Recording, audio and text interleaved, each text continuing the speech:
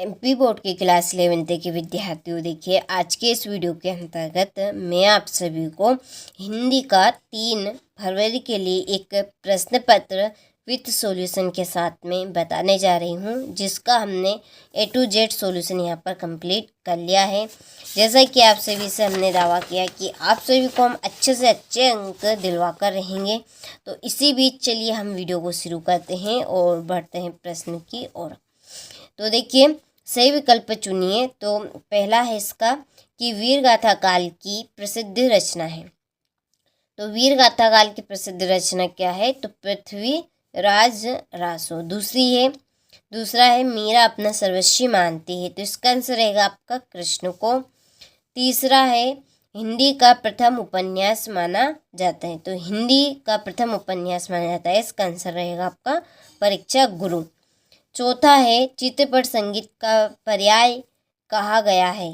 तो देखिए इसका आंसर रहेगा आपका लता मंगेशकर को। पांचवा है पट कथा की मूल इकाई है, इसका आंसर है दृश्य। और छठा है संक्षेपण का गुण नहीं है। तो संक्षेपण का गुण नहीं है, इसका आंसर रहेगा आपका शुद्धता। ठीक है, चलिए फिर है हमारा अगला प्रश्न, रिक्त स्थानों की पूर्ति कीजिए। पहला है कि कवि भवानी प्रसाद मिश्र अपने पिता के डेडेडेस पुत्र थे। पांचवे, दूसरा है अक्क महादेवी का विवाह जैन राजा डेडेडेस के साथ हुआ था, इसका आंसर है कौशिक। और तीसरा है धनराम डेडेडेस दर्जे तक ही स्कूल का मुंह देख पाया था, इसका आंसर रहेगा आपका तीसरे। चौथा है भारतीय संगीत में मुख्य वाद्य डेडेडेस रहा है, इसका आंसर है वीणा। पांचवा है जन संचार का लोकप्रिय व सबसे नया माध्यम है, तो इसका आंसर रहेगा इंटरनेट। और छठा है काव्य में बिंब को डेडेडेस माना जाता है, तो इसका आंसर रहेगा आपका शब्द चित्र को। ठीक है, तो आप सभी को अच्छे से स्क्रीनशॉट ले लेना है और अच्छे से आपको प्रश्न को कंप्लीट करना है। चलिए बढ़ते हैं अगले प्रश्न की ओर। देखिए इसके बाद में क्वेश्चन नंबर 3, सही जोड़ी बनाइए। पहली है कुल की हानि। कुल की हानि यानी कि क्या होगा? परिवार की मर्यादा। ओस के फूल, इसकी है आपकी गद्य संग्रह। गरबा, अब सभी को पता है गरबा किस में फेमस है? गुजरात में। ठीक है, गुजरात का गरबा फेमस है। मानव ज्ञान से संबंधित सूचना। मानव ज्ञान से संबंधित सूचना क्या है आपकी? विश्व ज्ञान कोश है। विभत्स रस का स्थायी भाव जुगुस्सा है। शब्द युग्म 6 प्रकार के होते हैं। एकमात्र सहारा यानी कि अंधे की लाठी। ठीक है, एक वाक्य में उत्तर दीजिए। पहला है जगनिक द्वारा रचित कृति का क्या नाम है? तो इसका आंसर है आपका परमार रासो। दूसरा है दूसरी बार लॉर्ड कर्जन के भारत आने से कौन प्रसन्न न थे? तो देखिए दूसरी बार लॉर्ड कर्जन के भारत, अब भारत में अंग्रेज आएंगे, ठीक है, तो किन को पसंद नहीं होगा? कौन खुश नहीं होंगे? कौन नहीं होंगे? भारतवासी।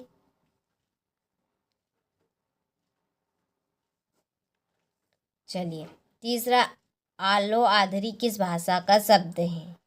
तो ये है आपकी बंगाली भाषा का। चौथा है हिंदी शब्दकोश में लगभग कितने शब्द है? तो हिंदी शब्दकोश में लगभग 5 लाख शब्दकोश है। बिंब का शाब्दिक अर्थ बताइए। तो बिंब का शाब्दिक अर्थ है मूर्त रूप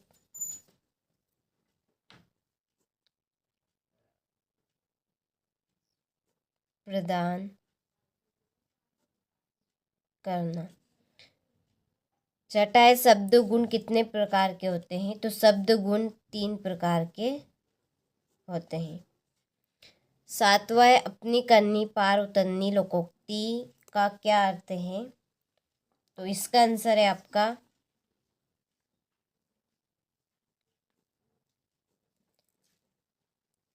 स्वयं के परिश्रम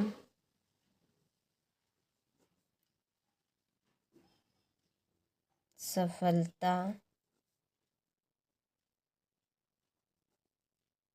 मिलती है। चलिए क्वेश्चन नंबर 5 है, सत्य सत्य लिखिए। पहला है, धनराम कुशाग्र बुद्धि का बालक था। ये आपका सत्य है।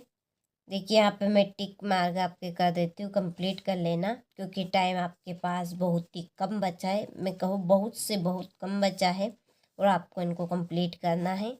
ठीक है, तो यहाँ पर मैंने टिक कर दी, स्क्रीनशॉट आप ले लीजिए, कंप्लीट आप उनको कर लीजिएगा। ठीक है, इसके बाद में देखिए क्वेश्चन नंबर 6 है, प्रगतिवाद के 2 कवि तथा उनकी एक एक रचनाओं का नाम आपको देना है। 2 नंबर का प्रश्न है, कबीर ने अपने को दीवाना क्यों कहा है। ठीक है, तो देखिए क्वेश्चन नंबर 6 से ये रहे आपके प्रश्न कि निर्गुण भक्ति धारा की 2 विशेषताएं लिखिए एवं 2 कवियों के नाम लिखिए। तो देखिए पहले आपको हेडिंग डालना है कि निर्गुण भक्ति धारा की विशेषताएं इस प्रकार है या निम्न है। ठीक है, इस प्रकार की जगह आप निम्न लिख सकते हैं। तो देखिए पहली है कि निर्गुण ब्रह्मा में विश्वास रखने वाले ये कवि गुरु को ईश्वर के समान मानते हैं। दूसरी है कि इस धारा के कवियों ने रूढ़ियों, छुआछूत, कुर्तियों पर प्रहार किए हैं। ठीक है, इस धारा के कवियों ने रूढ़ियों के, छुआछूत, कुर्तियों पर इन्होंने करारे प्रहार किए हैं। तीसरा है, इस धारा के कवियों ने अवधी, संधू काकड़ी का मतलब है कि मिश्रित भाषा अपनाई है। ठीक है, तो ये आपकी 3 विशेषताएं हो गई निर्गुण भक्ति काव्य धारा की। और 2 कवि के नाम हैं, पहले हैं कबीरदास, दूसरे जायसी। ये आपके निर्गुण भक्ति धारा के श्रेष्ठ कवि हैं। ठीक है, चलिए अगला प्रश्न है कि रीतिकाल को श्रृंगार काल क्यों कहा जाता है। रीतिकाल के किन्हीं 2 कवियों के नाम एवं उनकी एक एक रचनाएं लिखिए। तो देखिए इस प्रश्न का आंसर कि 17वीं शताब्दी के मध्य से 29वीं शताब्दी के मध्य तक का काल हिंदी साहित्य के इतिहास का उत्तर मध्य काल कहलाता है। ठीक है, देखिए तो देखिए 17वीं शताब्दी के मध्य से 29वीं शताब्दी के मध्य यानी कि 7वीं शताब्दी के बीच में और 29वीं शताब्दी के बीच तक का जो काल है वो हिंदी साहित्य के इतिहास का उत्तर मध्य काल कहलाता है। ठीक है, 17वीं शताब्दी और 29वीं शताब्दी तक का जो समय है वो हिंदी साहित्य के इतिहास का कौन सा समय है, उत्तर मध्य काल का समय कहलाता है। इस काल को आचार्य रामचंद्र शुक्ल ने रीति काल नाम दिया। ठीक है, इस काल को आचार्य रामचंद्र शुक्ल ने कौन सा नाम दिया, रीति काल नाम दिया। तो सामंतों राजाओं के इस काल में अधिकांश कवि राजाश्रित थे, वे राजदरबार में रहते थे। अतः राजाओं को प्रसन्न करने के लिए कवियों का श्रृंगार प्रधान काव्य रचना करना स्वाभाविक ही था। और नायक नायिका के भेद के साथ प्रकृति के उद्दीपन में भी श्रृंगारिकता के दर्शन होते हैं। इस काल की रचनाओं में श्रृंगार रस की प्रधानता रही है।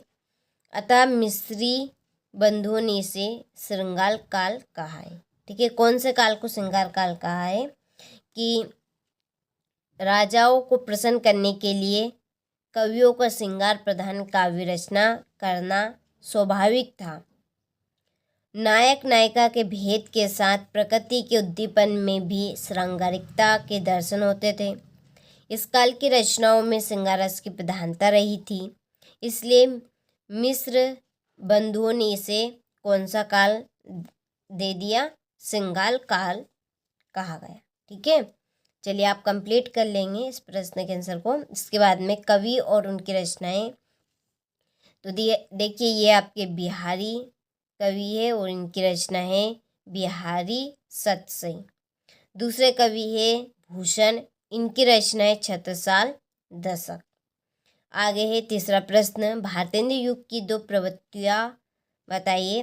तो देखिए भारतेंद्र युग की दो प्रवृत्तियाँ निम्न हैं। पहली है, भारतेंद्र युग में देशोद्धार, राष्ट्र प्रेम, अतीत गरिमा आदि विषयों की ओर ध्यान दिया गया है। तो भारतेंद्र युग में देशोद्धार, राष्ट्र प्रेम और अतीत की गरिमा आदि विषयों की ओर ध्यान दिया गया है। दूसरी है कि इस युग की रचनाओं में प्रकृति का यथार्थ चित्रण परिलक्षित होता है। ठीक है, इस युग की रचनाओं में हमें प्रकृति का यथार्थ चित्रण देखने को मिलता है। तो ये है इनकी दो रचनाएं, दो प्रवृत्तियाँ या हम विशेषताएं कह सकते हैं। आगे है, नई कविता की विशेषताएं लिखते हुए दो कवियों के नाम लिखिए। तो देखिए नई कविता की विशेषताएं निम्नलिखित है। इस तरह से पहले आपको हेडिंग डालना है। तो पहली विशेषता है लघु मानववाद की प्रतिष्ठा, दूसरे प्रयोगों में नवीनता, तीसरे नए बिंबों की खोज की गई है और चौथी है व्यंग प्रधान रचनाएं। ठीक है, तो देखिए बहुत ही सरल है नई कविता की विशेषताएं।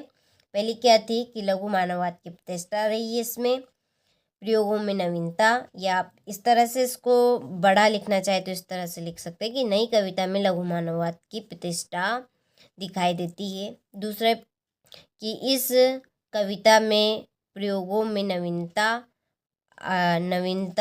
आ गई है और इस युग के कवियों ने नए बिंबों की खोज की है और इसमें व्यंग प्रधान रचनाएं हैं। ठीक है, इस कविता में व्यंग प्रधान रचनाएं हैं। इस तरह से आप बड़ा इनको लिखना चाहे तो लिख सकते हैं। तो नई कविता के प्रमुख कवि कौन कौन हैं? तो पहले है भवानी प्रसाद मिश्र, दूसरे है डॉक्टर जगदीश चंद्र गुप्त और तीसरे दुष्यंत कुमार। ठीक है, चलिए आगे है हमारा अगला प्रश्न, मीराबाई की रचनाएं। तो देखिए मीराबाई की रचना है पहली नरसिंह जी को माहेरी। ठीक है, नरसिंह जी को माहेरी, दूसरी गोविंद राग, तीसरी गिद्ध गोविंद की टीका, चौथी है राग सरोठा के पद और मीरा का मलार गरबा गीत। ठीक है, चलिए इनका भाव पक्ष है, आप इनको पढ़ लेना। देखिए इन्हीं में से आपके प्रश्न पूरे आ जाएंगे, आपको इनको ही अच्छे से कंप्लीट कर कर चले जाना है। ठीक है, इसके बाद में ये आपके कबीरदास जी का जीवन परिचय, ये इनकी रचनाएं, काव्यगत विशेषताएं, भाव पक्ष है। भाव पक्ष में पहला है दार्शनिकता, फिर है आपका दूसरा है रहस्यवाद, तीसरा है समाज सुधार। ये कला पक्ष में पहली है इनकी भाषा, दूसरा है छंद, फिर अलंकार और आखिरी में आपका रहेगा साहित्य में स्थान। चलिए आगे अवतार सिंह संधोपास जी की रचनाएं, उनका भाव पक्ष हो गया, कला पक्ष, साहित्य में स्थान। देखिए फिर जीवनी और आत्मकथा में अंतर, नाटक और एकांकी में अंतर,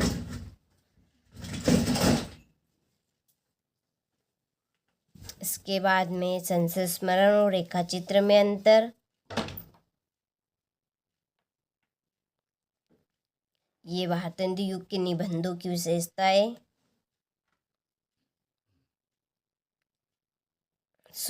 शुक्लोत्तर युग के निबंधों की 4 विशेषताएं, कहानी उपन्यास में अंतर, कृष्णा सोपती की रचनाएं, उनकी भाषा शैली, इसके बाद में उनका साहित्य में स्थान। फिर सत्यजीत राय की रचनाएं, उनकी भाषा शैली, साहित्य में स्थान। ठीक है, स्क्रीनशॉट आपको लेते चलना है। बाल मुकुंद गुप्त की रचनाएं, भाषा शैली रही है इनकी, फिर इनका साहित्य में स्थान। इसके बाद में मनु भंडारी जी का जीवन परिचय, ये उनकी रचनाएं हो गई। इसके बाद में साहित्यिक विशेषताएं और फिर उनका साहित्य में स्थान।